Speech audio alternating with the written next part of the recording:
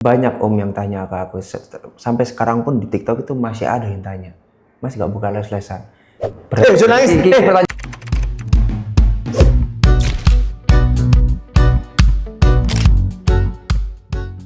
Hai, Sobat Nongki. Weh. Wah. Waduh. Kembali lagi kita jumpa sama Arek Darjo.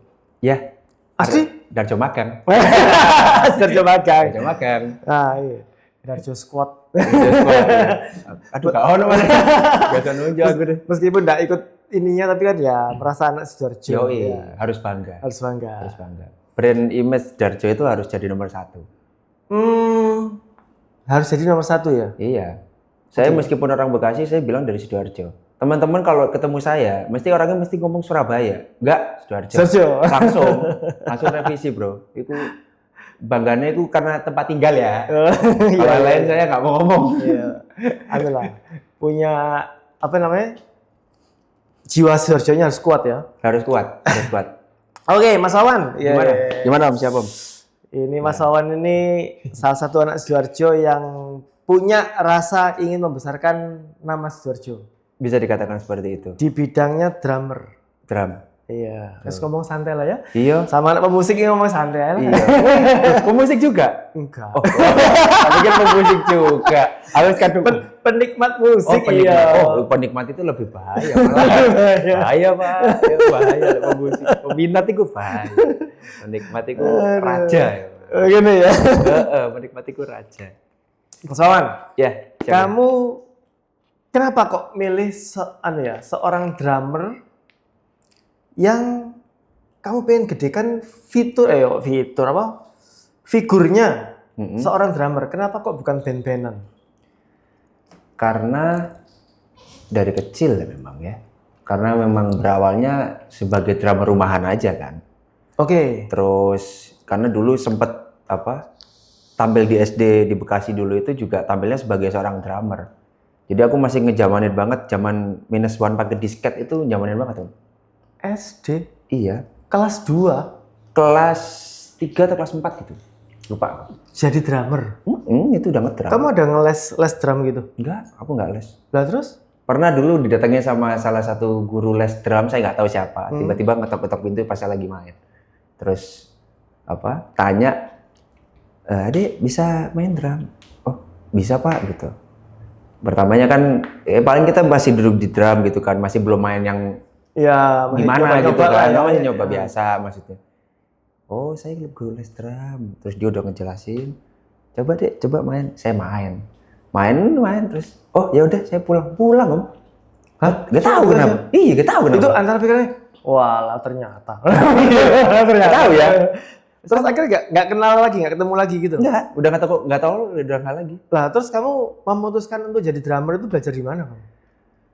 Aku masih ngejamanin banget dulu itu belajar dengan media buku. Jadi buku iya, pengenalan drum ya. Iya. Kalau udah dibaliknya saya udah nggak bisa. Karena not balok. Oh, otodidak lah ya. Otodidak soalnya. Jadi pas dulu itu Papa pernah ngebeliin di Gramedia itu buku nggak apa-apa. Nggak apa ya? Aja. Oh, aman. Penerbit Erlangga gitu. Enggak. Jadi zamanin banget. Bukunya masih ada sampai sekarang Om. Aku saking nggak bawa. Terus kamu laminating bukunya? Enggak sih. Enggak. Lagi aja. Jadi buku itu pasti ada pengenalan mulai dari posisi senar itu yang kayak gimana, tom itu kayak gimana, simbal itu semua basic lah. Terus masih zamanin banget dulu itu Papa sama Mama itu senengan itu dia juga menikmat Om. Jadi saya nggak ada basic dari keluarga inti ya. Musik itu nggak ada. Musik nggak ada. Penikmat. Berarti kamu cuma otodidak toh? Otodidak. Terus kamu kalau bikin lagu? Karena pada saat itu belum bikin lagu ya, jadi masih cover-cover. Terus dan karena posisi dulu itu pengenalan musiknya dari Mama itu yang pecinta Queen abis, yang Papa itu pecinta segala musik, segala genre musik, tapi Papa suka yang jazz-jazzan kayak Al Giro, George Benson. Jadi sangat berbeda banget ya, beda. Akhirnya kamu lebih rock and roll berarti? Lebih rock. Dan baru ketahuan ternyata orangnya suka dengerin Iron Maiden. Dulu nggak ngakuin Om. Serius. Aku dulu itu sempat bikin rilisan album 2012 di Sidoarjo itu dikatain musik kok apa dek ngono. Terus pas kesini-sininya pas Mama udah pensiun, moro-moro nyetel Nirvana, nyetel Iron Maiden. Loh sik tambah. Kok Mama rungokne ngene? Iya ki rongokan zaman 6 nang THR. Loh. Ngono nyelokno anake Gak jelas lagunya, gak jelas aja. Loh, saya salah. Kamu otodidak. Heeh.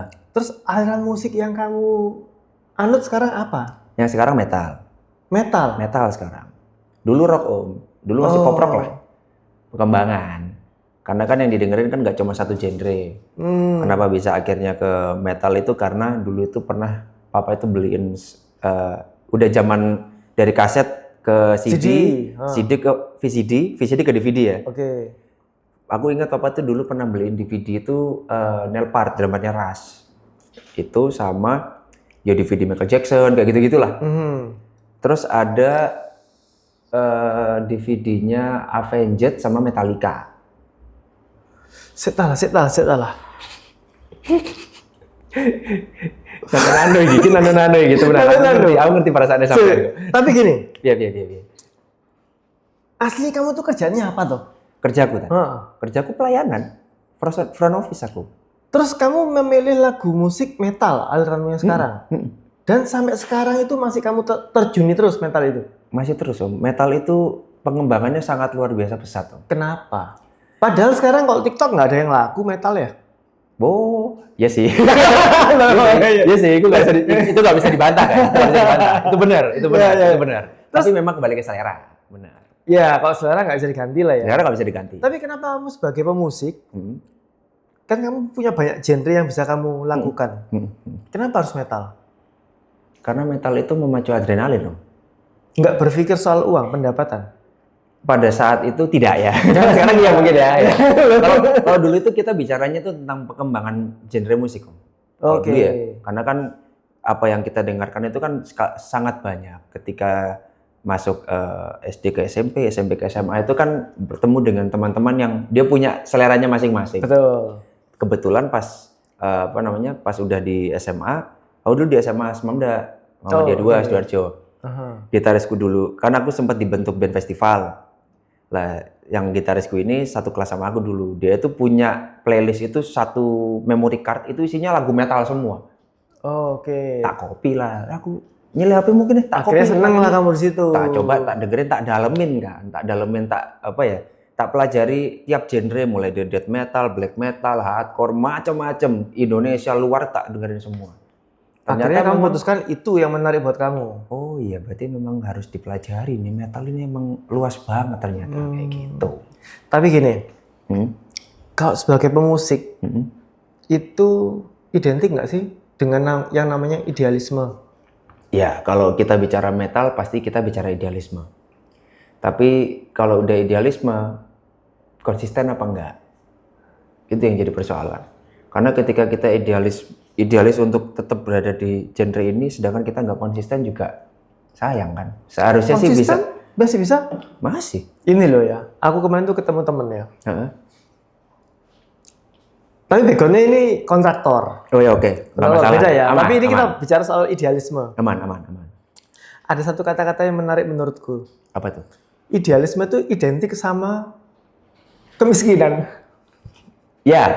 Iya gitu ya. Kayak gitu ya. Ini kan kontraktor nih. Maksudnya dia ngomong, aduh, kalau terlalu idealisme tuh nggak bisa dapat uang, bla bla bla. Kalau di musik? Kalau di musik sebenarnya kalau bicara idealisme itu macam-macam Om ya. Ya. Kalau kita bicara di koridornya metal itu, kalau kita bicara metal idealisme, berarti kita masih belum nemu pasar yang tepat untuk bisa metal ini jadi cuan gitu. Soalnya kan kalau kita bicara musik metal, sekarang kan konten udah banyak banget Om. Iya. Kalau misalkan kita bicara nggak cuan nih, kenapa kok sampai saat ini anak-anak yang masih berjalan di musik metal itu mereka masih dapat product placement?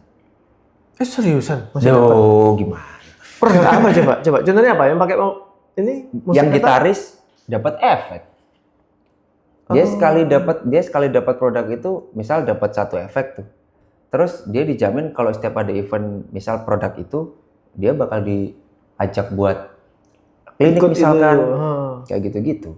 Oh. Terus lagu juga bisa dimonetize kan? Iya. Meskipun kalau lagu, kita bicaranya kalau lagu itu selera ya. Iya. Kalau lagu memang selera. Meskipun yang penting sebenarnya kita tahu cara mendistribusikannya aja. Sama target promonya seperti apa. Artinya musik metal meskipun sekarang itu nggak populer, tetap ada bisa ngasilin uang ya? Bisa. Ranahnya masih bisa dipopulerkan Om. Maksudnya ini kan transisi dari major label ke minor label. Kita bicaranya tentang independen kan, anak-anak indie lah. Kita bilang indie. Indie. Kenapa kok sekarang banyak banget era-era yang musik-musik sekarang itu larinya ke indie bukan ke label? Karena mereka sudah tahu bagaimana cara memasarkan lagunya. Iya sih. Kemarin aku ada bintang tamu itu sama si yang nyanyi badut. Oh, aku sempat lihat di YouTube tuh. Pas sempat lihat di YouTube. Itu katanya si anak YouTuber Sidoarjo tuh. Iya, iya. Aku juga baru ingat. Iya sih, dia juga ngomongin sama sih soal indie itu lebih menarik kalau tahu memasarkannya ketika ikut label. Dan kamu juga sama. Bener. Meskipun kamu nggak kenal dia juga sebetulnya ya. Udah lama nggak ketemu sih lebih tepat. Oh, sempet kenal. Aku pernah zamani dia. Oh, oke. Karena kan dulu awal-awal YouTuber Sidoarjo itu kan aku bertiga, aku Dipta sama Ilham. Terus akhirnya ada Ilham, ada Hafiz, banyak anak-anak setelah itu dia masuk. Oh, oke. Jadi aku zamani si anak ini nggak lama. Nggak lama. Tapi memang menarik faktanya adalah kamu nggak kenal terlalu dekat, tapi kalian punya pemikiran yang sama bahwa indie itu menarik.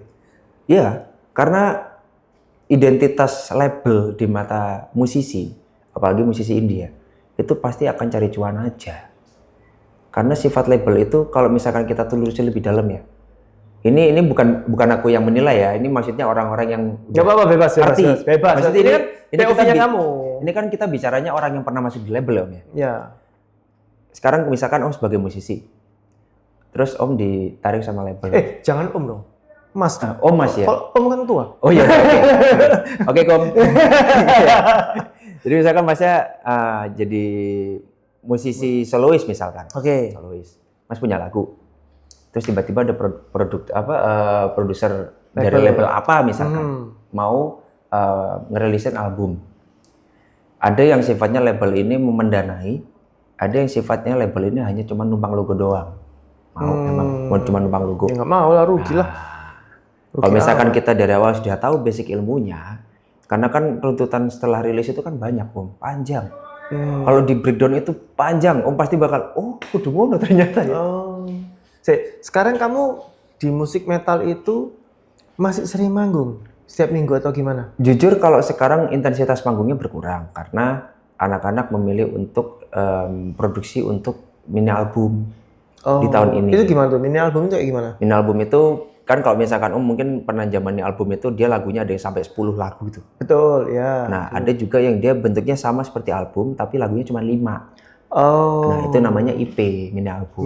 Extended play kalau salah. Saya lupa nama kepanjangannya. Iya. Nah, itu kita bikin mini album itu tujuannya untuk mengembalikan semangat anak-anak ini karena kan jarak dari album pertama itu 2017 ke single 2020 kena pandemi. Akhirnya sempat manggung-manggung beberapa kali terus sempat berhenti, akhirnya produksi lagi itu jaraknya ya 5 tahunan. Iya, sekarang lah ya, mulai sekarang lagi ini ya.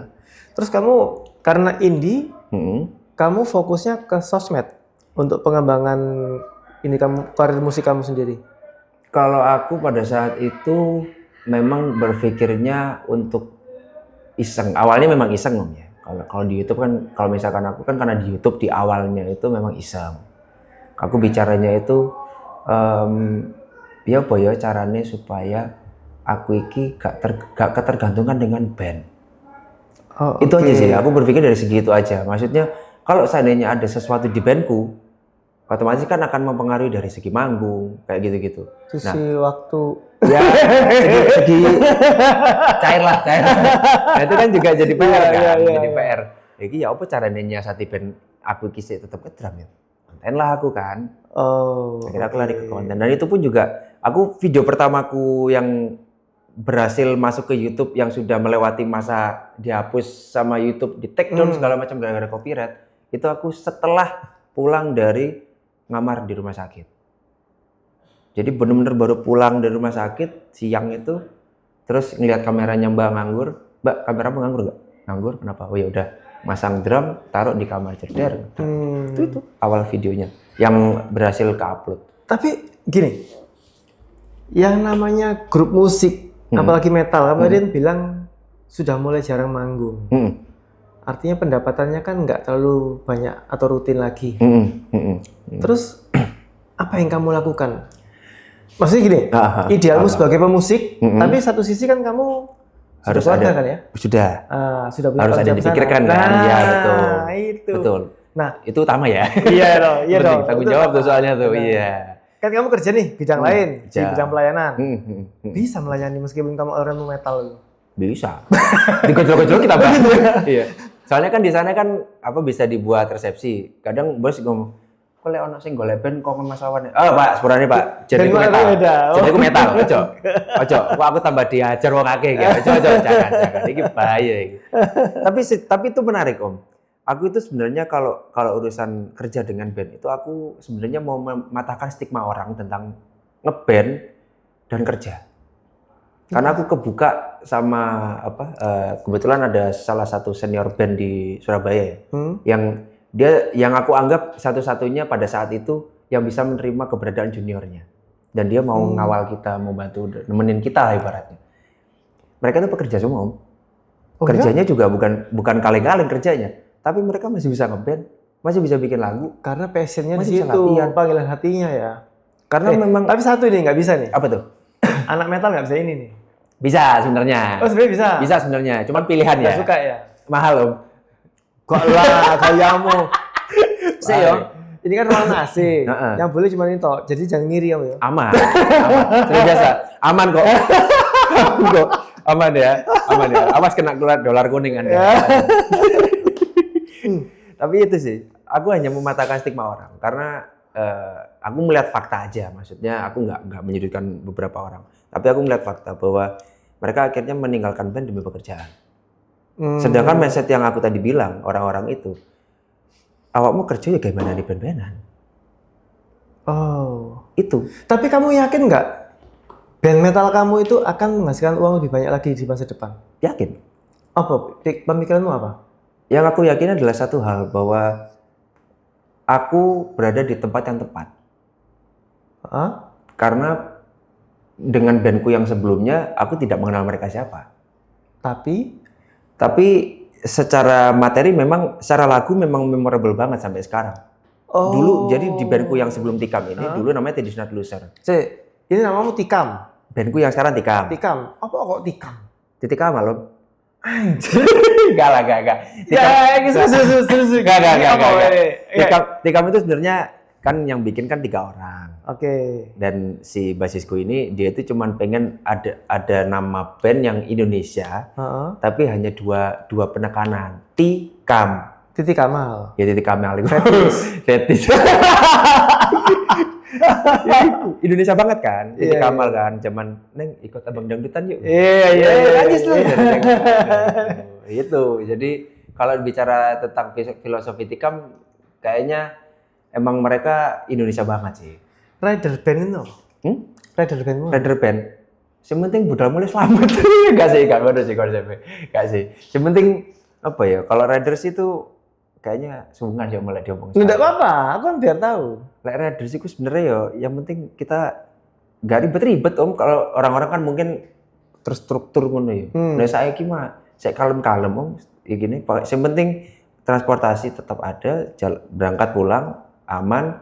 Kita juga bisa istirahat, makan terjamin, rokok aman, kopi aman, gitu. Kapan sugih nek ngono? Loh, sesimpel iku. Tapi kan di luar dari penghasilan. Oh. Kan riders kan? Iya. Kalau riders kan pasti di luar dari pendapatan. Kan? Beda. Kita itu kalau misalkan berangkat kemana-mana, misal keluar kota. Kalau ini nggak bisa tertutup, bahaya Om. Tapi nggak ada, ridermu nggak repot-repot harus makan ini. Waduh, nggak ada ya? Minimal lah nama saya nggak sih. Nggak. Iku ribet sih, lah. Lek baru mana Bojonegoro kono ana masalah ya sak do. Kamu di grup metal kan musiknya jarang muncul. Betul. Sekali manggung kamu udah berapa? Sekali manggung. Sempat kalau yang per band ya, kalau per band itu ya masih murah loh.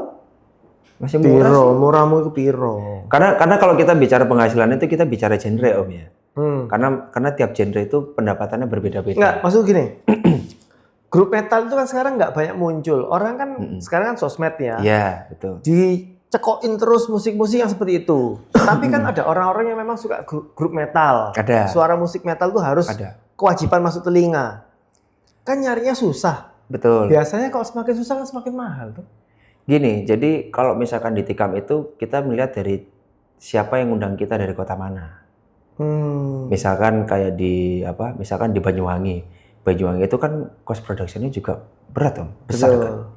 Jadi kalau misalkan di angka 1 nggak bisa. Terus nggak memungkinkan. Ya di atas itu. Berapa? Di atas itulah. Jangan ya. Mending tanya ke basis saya langsung karena dia yang manajernya. Gitu. Iya.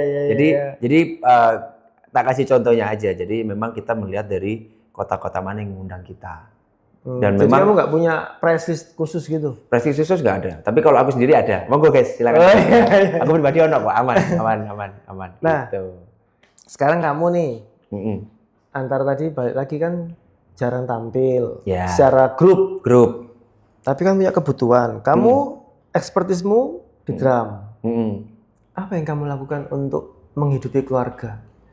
Tetap bekerja. itu Selain bekerja ya. Maksudnya kamu punya keahlian drum tadi itu. Kalau aku sebenarnya yang membuat akhirnya aku tetap berjalan ngedrum itu ada tawaran-tawaran manggung yang memang sifatnya seasonal. Jadi sifat season itu sekali manggung itu bisa dapet lah gitu. Ya 500 kayak gitu lumayan sekali manggung. Jadi itu berapa lagu kamu? 3-4 laguan. Oh segituan. Segituan. Itu per orang tuh segitu dapatnya. Jadi memang di luar itu tuh ada gitu. Kalau misalkan pas ada manggung, ayo manggung, dapat. Tapi aslinya musik metal itu drumnya ngawur tak enggak sih harusnya? Mukul itu ngawur atau? Kelihatannya ngawur kok, Om. Tapi emang drummernya nggak ngawur aja, ngawur aja. Angel tuntutannya panel, guys. Ngeluh sampai ngerungokno itu. Ngeluh aku temenan. Kamu nyesel nggak belajar drummernya itu otodidak nggak pakai untuk mengenal not-not tadi itu? Dibilang kalau not mungkin aku penyesalannya baru sekarang karena yang terjadi saat ini not balok itu menjadi tolak ukur untuk orang bisa jadi session player. Itu kan ya. Cuman kalau kita bicara session player kan tergantung genrenya apa dulu. Kalau metal pakai not balok juga kayaknya susah ya. Nggak masuk lah ya. Nggak masuk ya. Jadi kita mengandalkan kuping. Insting sih ya. Insting, feeling kayak gitu-gitu. Karena kalau kamu orang otodidak mempelajari musik, berarti kan bisa diomong itu bakat alami kamu muncul. Dan ya itu betul. Dan otodidakku itu beda sama orang-orang, Om. Jadi orang-orang itu mungkin penerapan untuk mempelajari lagu itu harus penerapan dengan drumnya. Kalau aku enggak. Om cukup kasih aku satu lagu, tak dengerin. Mau latihan kapan? Seriusan kamu sejago itu? Enggak, itu enggak jago. Itu enggak benar. Itu enggak benar. Enggak, itu kalau ya sama sih. Kemarin si Raffi kan sama. Si Raffinya Badut ya. Dia pun sama loh. Orang yang menurutku dikasih gift ya, dikasih berkah, dia punya kelebihan di situ. Itu jago sih menurutku. Enggak semua orang dapat. Dan itu aku nggak menyarankan ke orang-orang memang. Cuman kembali lagi kalau misalkan ada orang yang penerapannya sama, wah ya bagus dong. Cuman kalau dari aku, karena kan aku bicaranya kan segmen drummer, Om. Aku nggak mau menjatuhkan mindset seorang drummer. Iya. Jadi aku maunya tetap satu suara dengan drummer-drummer lain. Kamu kalau mau mempelajari sesuatu itu tetap harus latihan. Kenapa kamu nggak mempelajari notnya sekarang untuk misalkan ini aku cuma kepikiran toh. Kamu bikin les-lesan untuk ngedrum, ngajari anak yang masih kecil-kecil seperti kamu dulu. Kan tadi kamu cerita tuh, dimasukin orang yang katanya guru drum, terus dia tinggal pergi kamu. Sebetulnya kan dari situ kan bisa tuh seorang drummer tuh mencari uang dari ngelesi tadi itu anak kecil-kecil. Banyak Om yang tanya ke aku, sampai sekarang pun di TikTok itu masih ada yang tanya, Mas nggak buka les-lesan? Sebenarnya itu mentalitas saya sih, lebih ke mental aja. Karena gini, ngajar itu kan tanggung jawab. Mental kamu nggak kuat di situ ngajarin? Bukan mental nggak kuat. Mengajar orang itu kan bukan mengajar gini ya. Beda. Ngajarin orang bukin, stick. Stick iki lho, konfit lho. Gede sakmene ini. Kan kita kalau bicara ngajar orang itu kan tanggung jawabnya besar. Iya. Apalagi dengan orang yang seperti saya yang tidak ada basic ilmu not balok. Banyak juga sebenarnya pengajar-pengajar yang dia nggak bisa not balok itu ada, Om. Masa sih?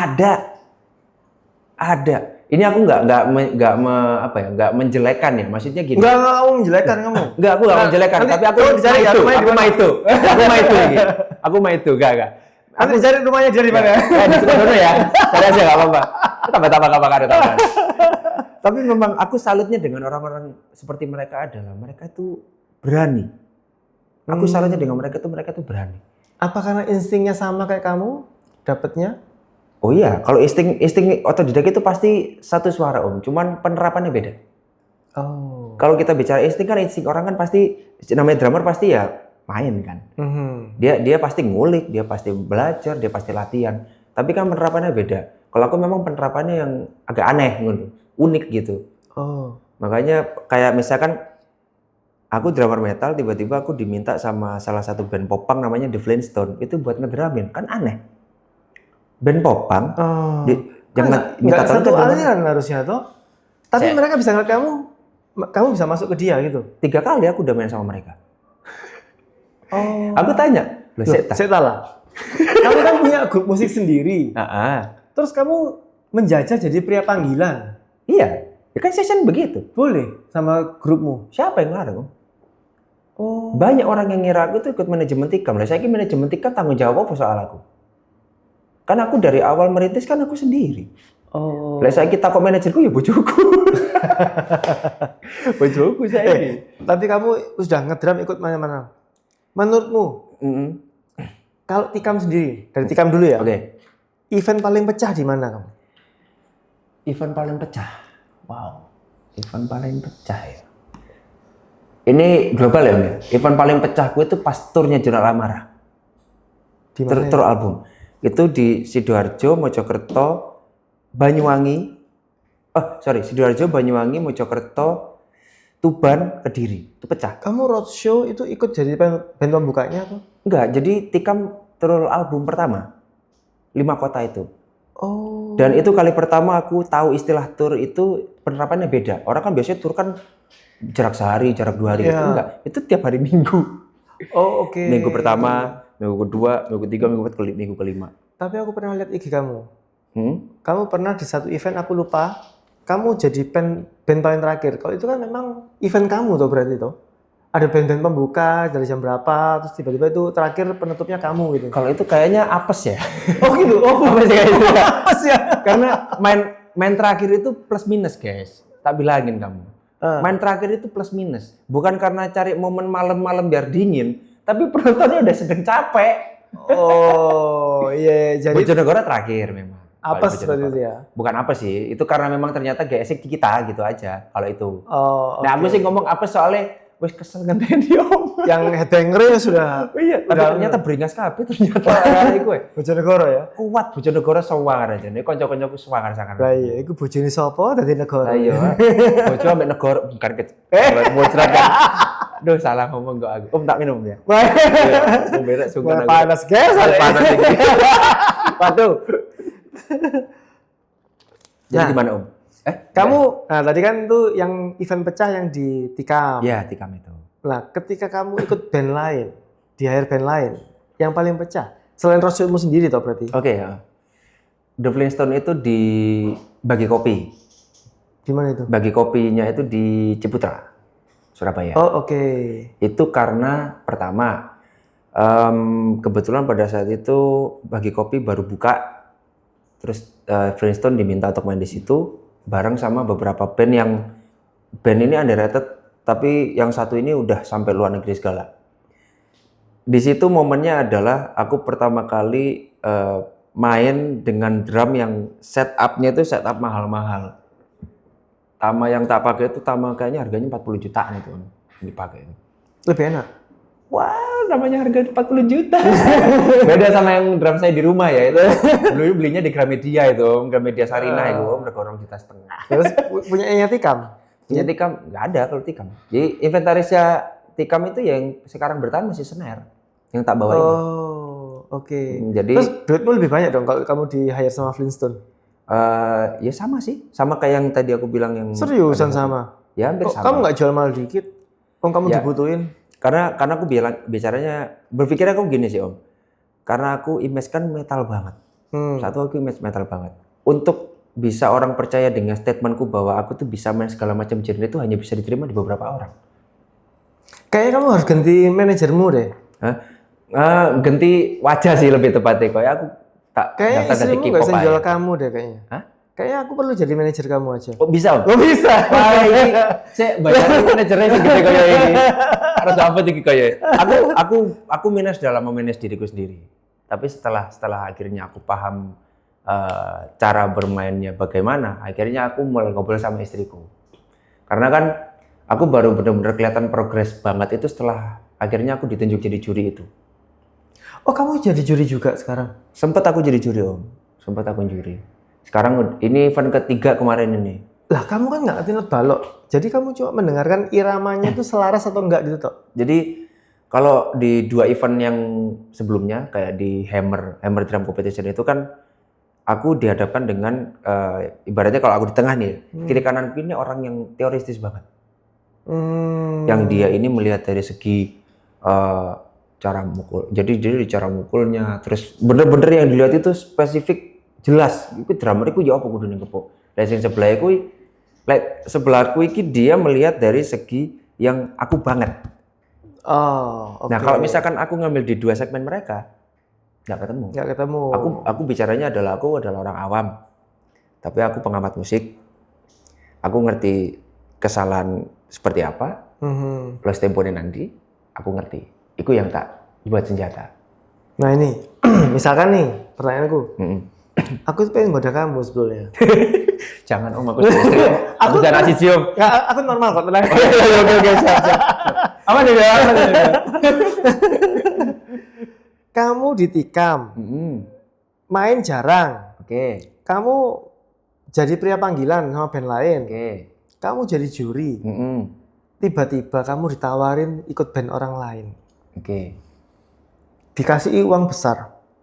Berapa nih? Ya lebih tinggi lah. Oh iya. Kan nggak ngomong kamu berapa. Oh iya. Oke.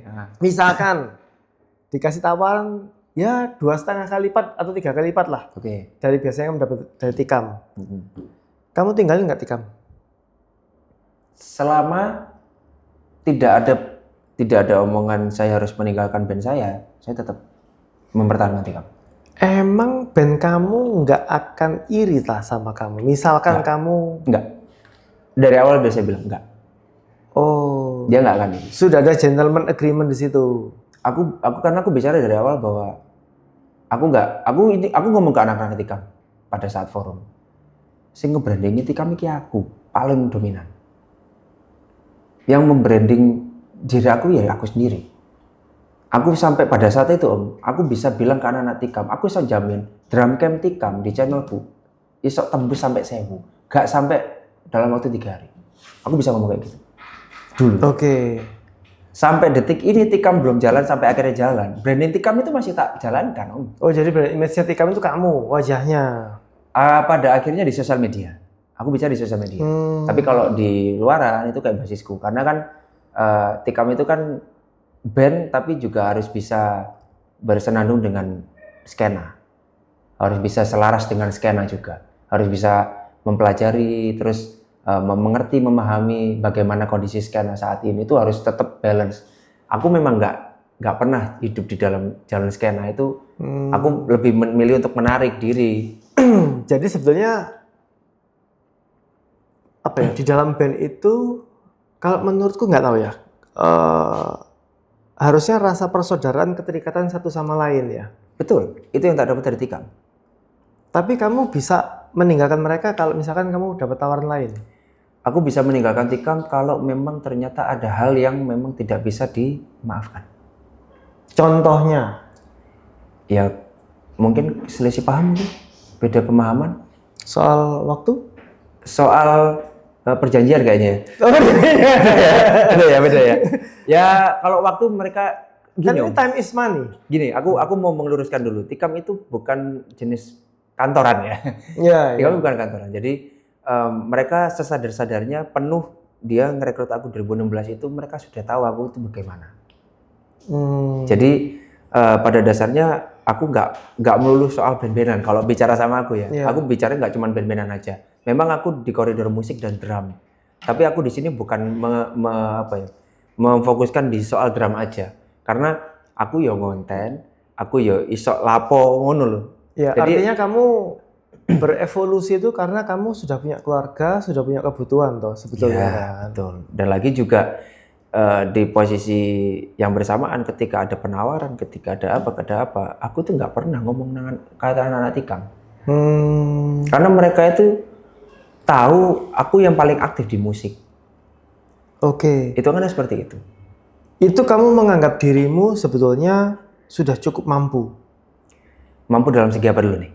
Dalam bermusik. Ya, mungkin kan? mungkin iya. Oke. Pernah nggak kamu sendiri tuh karena kamu otodidak nih? Kan pasti yang namanya orang otodidak itu akan beda PD-nya sama orang yang memang benar-benar mengerti not musik lah, kode-kode apa gitu kan. Betul.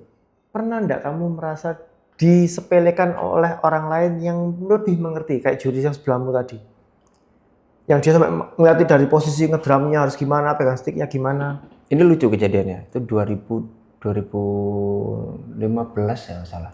Saya di Bogor.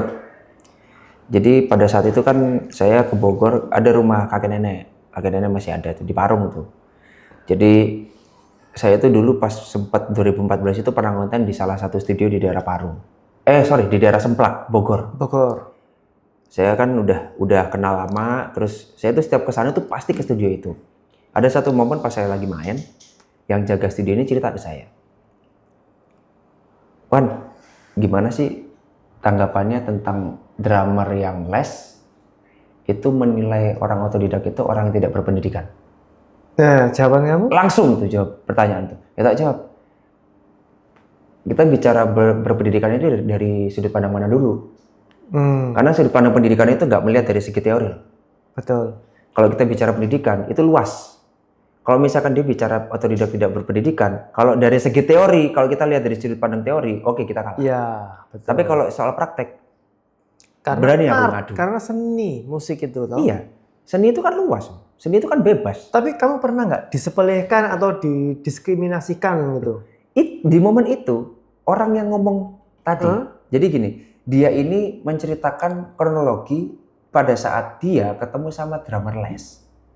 Dan orang yang naik kamu ini orang les, dia yang jaga studio. Nggak, makanya dia jaga studio, bukan orang yang les yang memahami detail. Nah, jadi pada saat itu dia menceritakan. Jadi kenapa kok aku takut ini? Aku itu ketemu sama drummer les-lesan, terus aku ikut takut soal otodidak, jawabannya dia kayak ngono. Dan saya kira wongnya nang jaga studio. Dia tak jawab. Ya gak apa-apa. Sampean katanya mau aku nang dek ya gak apa-apa. Tapi gak kudu ngomong bahasa Jawa ya, ngomong biasa. Ya kalau sampean mau nemuin aku gak apa-apa. Terus kamu berantem sama dia, pukul-pukulan? Enggak, jagal-jagalan. Tak semprot gini. Air keras. Akhirnya ketemu. Dia pas habis ngetram kan. Terus habis itu dia langsung ngajak ngobrol, terus nyuruh aku main. Mukanya nada ngenyek nggak? Wajahnya dia kelihatan muka dua sih. Kelihatan muka dua. Jadi dia di depan itu kelihatan kayak gak ada apa-apa, tapi kelihatan banget. Kalau ngeliat wajahnya pasti kok kudu tak jotusnya ngono masih. Kudu ya apa? Jadi bukan kayak Versace gitu ya, mukanya R3 gitu ya. Wajahnya kayak pohon beringin. Aku coba main satu lagu. Terus? Habis itu dia langsung seketika akrab di depan. Oke. Pas aku habis main lagu itu. Aku nggak salah main lagu Dream Theater apa ya? Dream Theater. Nggak ada satu lagu Dream Theater itu. Ya iseng aja kan. Mau main, mari ngono akrab. Terus muka duanya. Terus akhirnya apa jenenge? Dia langsung kayak tanya-tanya. Masa les di mana? Enggak, saya nggak les, saya otodidak. Apa yang ngerti jawabannya apa? Jawabannya, oh keren ya bisa main Dream Theater. Loh, emang kata siapa orang otodidak nggak bisa main Dream Theater? Disuruh main Mesuga juga nggak apa-apa. Oh, Mesuga itu band apa? Loh, ya apa pokoknya. Kalau tahu Mesuga itu sangar Mesuga itu. Diem aja udah. Ya, tapi akhirnya ngobrol terus, Om. Dan sampai kan saya di sana kan seminggu. Dari berikutnya itu saya di WA sama yang jaga studio. Wah, dicariin nih, dikirimin foto cetek. Cariin sama orang itu. Pengen ngadu juga kalian? Kayaknya nggak tahu sih, gabut kayaknya. Ya aku cuman nggak suka dengan statement seperti itu karena kelihatan banget senioritasnya sih. Ya, orientasinya bisa beda lah ya. Kalau misalkan kamu ngobrolnya sama orang yang otodidak tapi gak kenean ya apa gak ditinju di tempat? Iya juga sih. Kan kita kan tapi harus kan biasanya wajar tuh orang dengan banyak mengenal teori-teorinya itu kan pasti merasa lebih unggul. Karena aku rasa statement itu bisa dipatahkan ketika kita bisa menerima maksudnya apa. Kalau aku ya. Makanya aku bilang tadi masalah berpendidikan itu dari sudut pandang mana dulu. Kalau misalkan kita bicaranya dari segi teori, oke kita kalah. Tapi banyak banget orang termasuk istriku tuh bilang orang otodidak itu nggak bisa diadu kalau soal praktek. Karena intuisinya beda. Iya, benar. Bakat alamnya di situ. Makanya tadi kan aku bilang cara penerapan dengan metode belajar itu beda. Insting orang itu pasti sama drummer kan. Tapi cara metode belajar dan penerapan pasti beda. Oke. Terus begitu. Sekarang kamu itu jadi drummer yang perform di Alun-Alun Sidoarjo. Iya, betul. Anggota member ya? Anggota member, betul. Kenapa kamu lakukan itu? Bikin konten? Gak tahu. Itu dulu itu gara-gara saya tahunya pas di pendopo.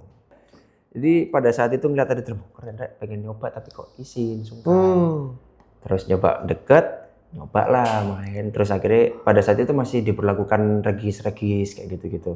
Jadi registrasi itu sekali seumur hidup, tapi kita dapat stick, dapat kaos kayak gitu, dapat belum ID card sih, masih 2 itu. Oke. Artinya ini waktu di pendopo itu ada komunitas CSDS ini, Street Drum Sidoarjo. Street Drum Sidoarjo. Jadi itu ada komunitasnya, terus kamu nyemplung lah ikut di situ komunitasnya. Nyoba, terus ternyata cocok tuh sama kumpulannya mereka. Meskipun ya ada yang merasis juga, ada yang membahas soal genre juga, tapi ya dibalas dengan konsistensi, selesai Om. Karena kan kita meskipun alirannya metal, tapi kamu pikirnya logis ya Mas Yan ya, gak gampang marahan ya. Ya soalnya apa ya? Ngapain kok sampai ada Beethoven, sampai ada musik-musik yang klasik dulu itu ya. Terus sampai tercipta heavy metal itu kalau nggak untuk dijadikan sebuah landasan bermusik untuk apa? Tapi pemainnya musik metal itu sebetulnya mereka suka emosian nggak sih? Enggak juga. Berarti ada ya? Kalau ngomong enggak juga berarti ada berarti ya? Aku orang luar. Aku pandangan orang luar kan mereka ngomong gitu kan, ada yang tapi enggak yang emosian. Enggak se-emosian itu sih. Tapi kenapa bajunya selalu hitam? Tapi kan gambarnya kan cewek Om. Ya karena kan fetish kamu di sana. Enggak fetish. Bukan fetish ya. Ini namanya teman tidur ya. Tapi baju hitam itu soalnya biar nanti pas dicuci itu seragam gitu loh. Hitam semua. Lemari kamu hitam semua bajunya? Mayoritas. Mayoritas nggak ada, iya ada. Ada kelambi tika merchandise ireng kabeh. Identik gak sih sama musik setan itu hitam itu? Ada yang dia pakai gimmick setan itu ada. Kalau di luar negeri itu genrenya namanya black metal. Black metal itu sampai dia itu ya maksudnya maaf yang beragama di luar Islam ya, kayak misalkan salib di balik kayak gitu-gitu. Itu sebagian dari gimmick. Gimmick di atas panggung. Sampai ada kayak manekin dibakar kayak gitu-gitu. Iya, aku juga. Kan yang di Indonesia kan ada yang bawa pocongan kan? Iya. Pocongan, terus ada yang tahlilan, nama bandnya kan tahlilan, macam-macam. Itu memang sebagian dari sebuah persembahan performance untuk memanjakan penonton. Sampai ada, kalau dulu di Sidoarjo itu Om, sempat ada yang makan kelinci. Seriusan? Iya, sempat ada kelinci yang hidup? Ya kelinci hidup. Dimakan? Hai. Sekarang udah dicekal, itu udah nggak boleh itu sekarang. Ya, kok beda diketok ambek TikTok tak himbau dhisik iku wis gak oleh wisan iku wis diharamkan fatwa MUI. Tidak boleh. Lebih beriman lah ya. Saiki beralihnya nang iki, beralihnya nang dupo. Mangan dupo. Soalnya gak ada budget. Itu dulu ada sempat kejadian memang. Ya. Kamu tadi cerita soal tikam, kalau memang ada kesempatan di luar yang lebih baik, kamu boleh keluar. Gitu? Terus kamu jadi influencer juga dengan kamu bikin konten soal drum. Oke. Kamu jadi juri. Kayaknya bukan influencer. Influencer itu bebannya berat ya. Kreator aja Om. Konten kreator. Kreator aja. Kreator. Bebannya berat soalnya kalau influencer itu. Pernah nggak kamu dikatain teman-temanmu mungkin yang mereka kurang kreatif tanda kutip? Kamu nyari panggung sendiri. Katain ya. Kalau dikatain sih enggak sih Om ya. Mungkin kalau secara konten enggak ada sih. Mungkin nggak nyampe ke saya ya. Mungkin nggak nyampe karena sejauh ini yang dikatain paling kamu tuh jangan terlalu idealis. Itu pernah kejadian. Karena kan aku ada teman namanya si Korigor itu. Si Kori sama si Isal itu dulu kan pernah satu manajemen sama aku di YouTube lah. Mereka berdua ini pernah ngomel-ngomel. Jadi orang itu jadi idealis. Nah, di satu momen itu posisi pas habis AMI Award kayaknya, aku lupa. Jadi pas habis AMI Award kan aku main ke sana. Aku itu bikin percobaan. Jadi aku udah nyiapin konten tuh. Terus video pertama yang tak upload itu Blackpink. Video drum covernya Blackpink. Oke. Selang 1 minggu, aku ngupload video Burger Kill. Garap lagunya Air Mata Apinya Iwan Fals. Pas dia udah ngecek kayak gitu, tuh TV bisa dinyalain nggak? Buka YouTube. Buka YouTube, tak buka channelku, lihat ya. Nih Blackpink 1 minggu lalu view-nya berapa? 5.000. Oke. Tak buka, tak tunjukin. Ini udah beberapa hari lalu. Ini hitungannya kayaknya udah jalan 2 atau 3 harian. Lihat Burger Kill view-nya berapa? Artinya kamu mematahkan stigma kamu idealismenya tadi. Karena aku udah nyoba. Iya. Bayangkan ketika mereka kamu bilang, pinter loh aslinya ya. Pinter loh kamu tuh. Nggak perlu untuk mengcounter orang dengan kata-kata. Kamu melakukan dengan tindakan. Karena aku udah nyoba Om. Aku di era 2016 Om. Aku itu paling jijik yang namanya vlog. Terus? Tahu aku nge-vlog. Terus? Karena permintaan dari manajemen juga dari Famous ID pada saat itu. Ya aku merasa hidupku tidak sebagus mereka-mereka yang nge-vlog. Terus kita disuruh nge-vlog. Akhirnya sampai bikin kegiatan loh. Akhirnya sekarang pacet gue. Sekarang kamu nge-vlog. Akhirnya ya sempat nge-vlog pada saat itu. Cuman kalau sekarang sih kalau bicara nge-vlog lebih ke apa yang bisa dibahas aja sih. Kayak kan aku sempat bikin review kayak gitu. Iya. Tapi menarik sih ya. Jadi memang pada saat itu aku sorry tak potong. Oke. Kamu sekarang kan jadi aktif jadi content creator ya. Drums Attack itu apa itu? Drums Attack itu media. Drums Attack itu asal muasalnya dari event. Yang tadi aku sempat cerita serangan 12 jam. Namanya acaranya itu Drums Attack. Oh. Nah, jadi pada saat itu Drums Attack yang menggagasi itu adalah temanku Danang yang pada saat itu jadi ketua. Terus ketika acara itu selesai, aslinya acara itu mau dibuat 1 tahun sekali atau mungkin 2 tahun sekali. Tapi ternyata mungkin dari segi cost-nya juga besar sekali. Terus Danang ini ngejak ngobrol aku. Iya apa nek Drums Attack iki dadi Drums Attack TV. Loh ya masuk dong. Melibatno arek-arek ta. Ya enggak apa-apa. Sing ngono ae kok komunitas yang terdekat dulu aja enggak apa-apa. Jadi akhirnya pada saat itu Drums Attack TV itu bikin sebuah talk show di YouTube dengan MC ambek 2 penonton. Kowe tok separuh sak menit tok iki. 2 penonton ngono tok. Wis mari kita 2 penonton iki tok. Tapi ada pembicaranya dari komunitas drum. Oh. Nah, kamu tuh idealismemu itu sebetulnya ya nggak terlalu idealisme sih. Kamu eksplorasimu banyak banget yang kamu lakukan. Banget dan sekarang capek. Pusing Om. Kenapa? Kok kamu eksplorasinya banyak banget yang kamu lakukan? Karena aku merasa kalau bukan dari tugas seorang guru di SMA, aku nggak akan bisa kayak gini. Aku sempat dapat tugas untuk bikin video profile di SMA. Nggak, maksudku yang bikin aku lagi bisa explore ya. Nggak, maksudku kamu seorang band idealisme musik metal. Kamu lakukan ini, ngelakukan itu, ini lagi gitu. Apa? Karena tuntutan hidup atau memang kamu pengen mengembangkan nama kamu atau aliran musik kamu? Lebih tepatnya aku pengen bikin sesuatu yang bisa anakku lihat sih. Kalau bisa kita bicara YouTube ya. Umurmu berapa? Masih tahun ini 29 aku. Tahun ini 29. Pengen ngasih warisan atau legacy lah ke anakmu gitu ya? Iya. bapaknya itu kayak gimana gitu ya? Karena aku merasa aku masih belum jadi bapak yang bisa dibanggakan. Jujur aja. Kenapa? Ya gimana ya? Anakku berapa? Sorry. Masih satu. Laki-laki. Apalagi laki-laki ya. Otomatis kan seorang bapak harus jadi figur kan. Aku merasa kayak aku pernah dapat turunan dari bapakku sendiri. Bapakku itu senang foto-foto. Jadi aku tuh punya foto kecilanku dulu. Oh, paham. Dan aku tuh kalau aku masih punya filenya, aku tuh dulu pernah bikin video drum cover di Bekasi. Itu masih kecil segini, celana pendek, singletan, lari aku nggarap lagu Pilot. Masih ada itu sampai sekarang harusnya. Itu 2008 kalau nggak salah. Itu pertama kali aku ngerekam video, pakai kamera yang punya papaku, kamera pocket, MPix itu punyanya Fujifilm dulu itu. Sekarang target kamu sendiri, kan kamu udah 9 nih sekarang, punya target nggak? Kira-kira yang bisa membanggakan anakmu soal sosok seorang ayah dari seorang Wawan? Aku, target ya. Jangan nangis. Pertanyaan berat. Soalnya ini di luar ekspektasi ya pertanyaan ini ya.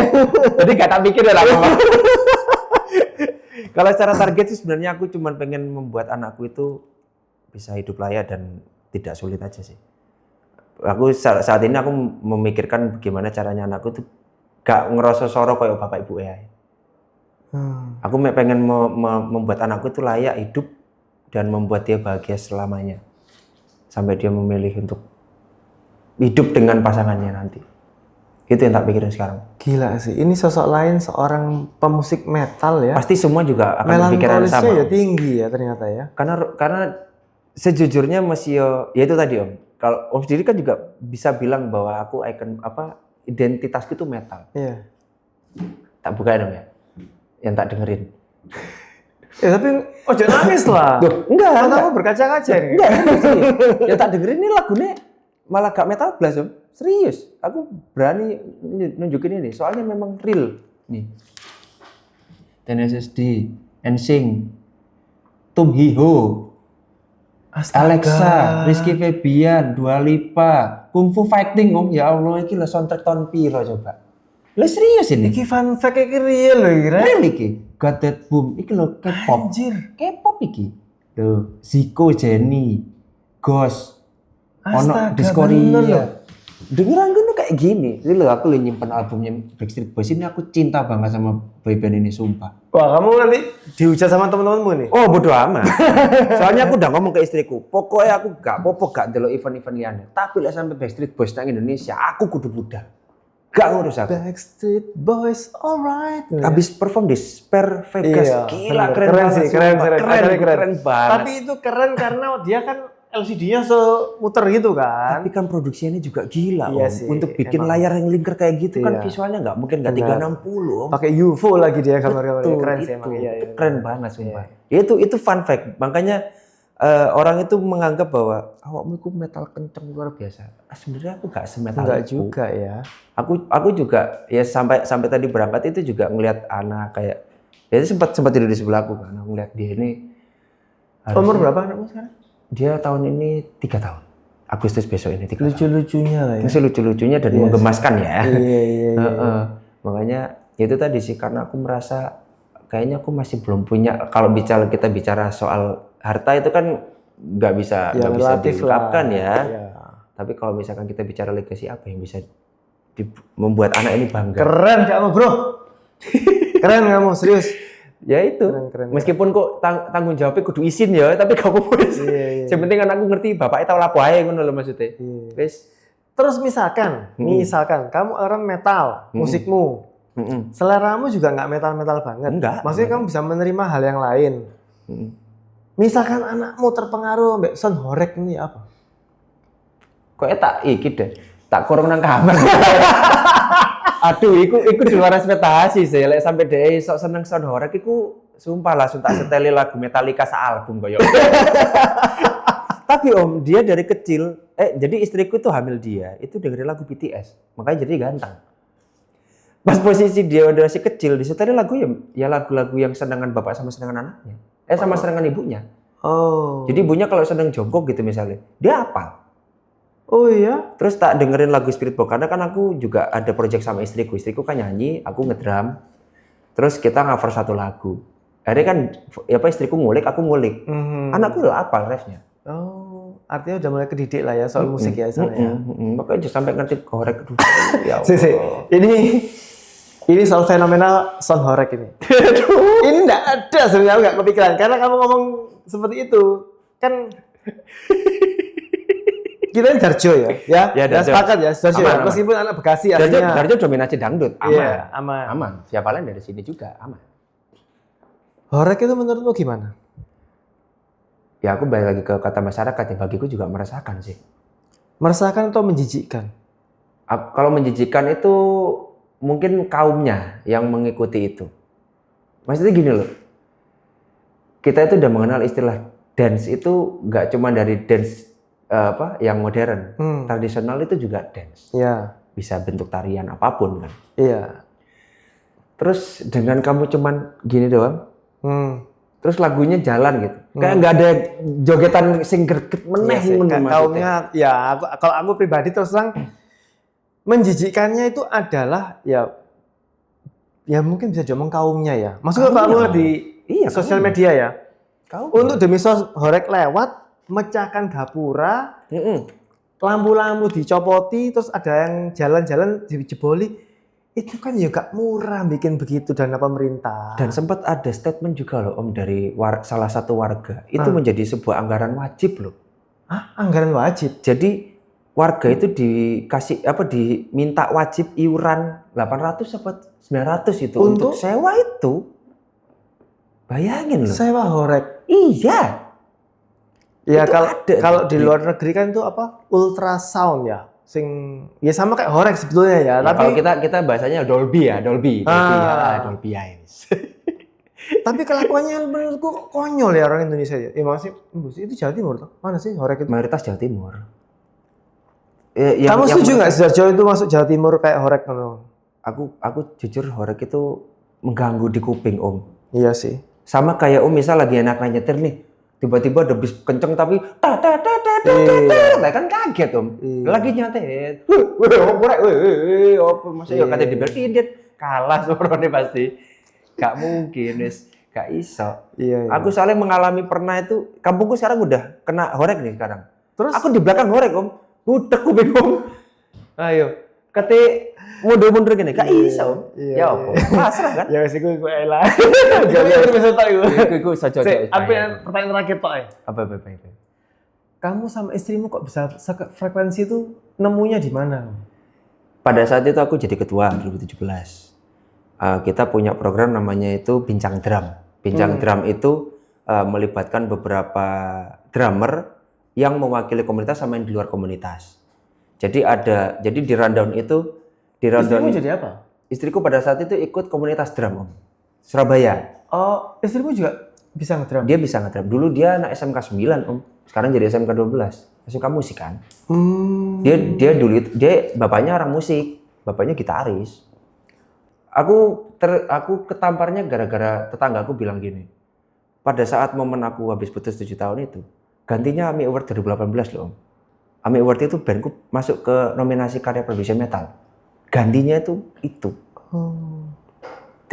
Dia dari semua komenan di postinganku, cuman komenan DE tok sing ngomong. Wes ngerti kan saiki. Jadi gantinya aku pasti ana sing luwih apik, Wan. Coba. Ya. Dari semua komenan selama tuh keren nih. Cuman komenan DE tok sing. DE ini istrimu sekarang? Bukan, tetanggaku. Tetanggaku. Istriku dia tahu, cuman ya dia kayak mangkel kok sok move on ngono sih. Ya standar. Biasalah. Mungkin dulu masih sensi tapi sekarang mesti paling gojolokan aman. Ya wes. Satu lagi pertanyaan terakhir. Bukan terakhir ya, tambahan. Wis buyar ta iki. Wis jam pira iki? Sorry. Ojo suwe-suwe. Oh iya. Bayar jam. Kon tambah terkenal kok tambahan suwe. Enggak sih. Mumet kok editore sakno. Aku mau nanya, SDS, Street Drummer Sidoarjo. Kamu diobrak juga di Sidoarjo? Diobrak apa itu? Diobrak, misalkan kamu bikin kerusuhan, keributan di area umum, publik, di alun-alun, pernah nggak kamu diobrak gitu? Atau woi buyar, mandeko, berisik, gitu. Pernah nggak? kalau di masa itu ya, kalau di masa sebelum yang sekarang ini, musuhnya itu Satpol PP kalau kita mau loading Om. Jadi kurang pagi berangkatnya. Oh, waktu Jadi, CFD. Jadi CFD. Jadi misalkan kita harusnya bisa masuk tapi dituntun. Area enggak. Di KB. Motor digiat toh. Masih wah ngono toh. Tapi sisanya aman. Kalau sekarang mungkin karena supaya area clear ya. Jadi kadang Satpol PP ku ngecek kayak gitu-gitu. Kita kan sebelum dari minggu ini kan sempat ganti hari ke hari Sabtu malam Om. Jadi Satpol PP itu nindak orang-orang yang jualan-jualan. Tempat kita itu sempat kena. Sampai akhirnya keluar surat izin resmi itu yang menjadi landasan anak-anak SDS. Surat resmi apa? Ya kan dari DLHK, kan alun-alun kan tanggung jawab DLHK. Oh.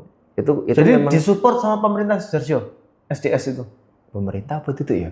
Aku salah ngomong dari pemerintah. Iya sih, enggak maksudnya kalau kayak Kormi pun itu apa dari pemerintah ya mungkin iya sih. Kormi salah satu juga lah ya. Salah satu juga lah.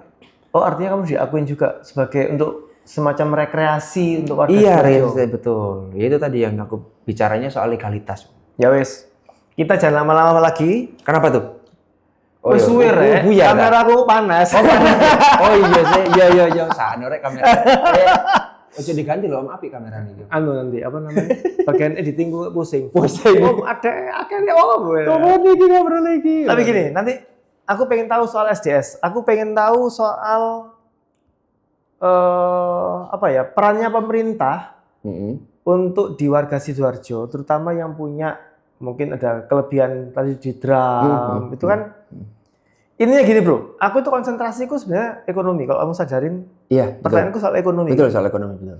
Manajemen lah. Manajemen. Ya, memang aku tuh konsenku di sana. Aku pengen podcastnya The Nongki ini sebetulnya itu orang-orang itu terbuka soal ekonomi. Ini loh, bintang tamuku ini bisa cari uang dari sini.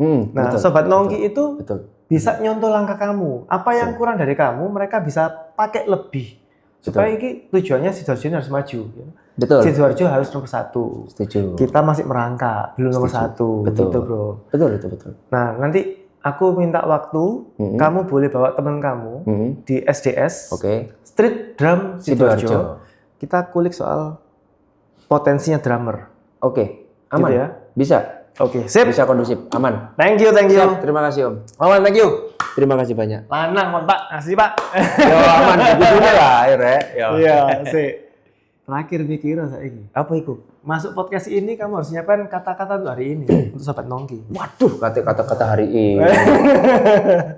Ayo. Berpikirlah bahwa hari ini itu bukan hari esok. Maksudnya? Ya, berpikirlah bahwa hari ini bukan hari esok. Karena hari esok itu ada jenjang yang lebih dari hari ini. Terus maknanya? Maknanya, kalau misalkan kamu merasa hari ini itu bisa kamu lalui di hari esok, belum tentu hari esok itu bisa kamu lalui di hari ini. Arti ini, Rek, jangan suka menunda-nunda. Ya, itu wes. Apa yang kamu lakukan hari ini, lakukan yang terbaik. Betul. Nah, ya. Karena tiap detikmu itu akan menjadi pertaruhan hidupmu. Ini kata-kata benar. Ikut. Ngeblank. Bahaya ini. Masuk sini bahaya loh. Bahaya loh. Seru iki. Keren Rek, Sidoarjo nomor 1 iki. Pasti dong. Support Rek. Subscribe lah Mas. Komunitasmu seluruh semua subscribe sini. Oh, tapi kita suruh ke sini semua. Oh, gak cukup. Saya panas. Oke, siap. Terima kasih Om. Paman, terima kasih udah mampir di studio podcast Nongki. Terima kasih. Sobat Nongki, terima kasih udah nonton. Kita ketemu lagi di episode berikutnya. Thank you guys for all you to watch Wawang. See you all in our next video. Bye bye. See you. Yeah.